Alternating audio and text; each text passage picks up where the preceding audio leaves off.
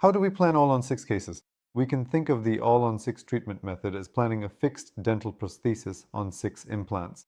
In this treatment method, there should not be any teeth in the patient's mouth. We planned tooth extractions for this patient because the teeth were quite mobile and were not in a condition to serve our patient. We preferred to place the implants at an angle in the upper jaw. By staying away from the sinus area, we avoided performing an extrasurgical procedure on our patient. We also planned 6 implants for the lower jaw and finished our patient's surgery within a 2-hour period. The reason we placed the implants you see at an angle is to complete our patient's treatment without performing an extrasurgical procedure on the sinus cavities here. We placed the implants after the extractions and planned a fixed temporary for our patient with the digital impression we took on the same day. The next day we bid farewell to our patient from our clinic with a fixed temporary. Our patient will wait for his permanent teeth with a fixed temporary in his mouth for 3 months. After a comfortable and easy waiting period, we will create the zirconium smile design and conclude our treatment. This treatment is an extremely successful and long-lasting treatment.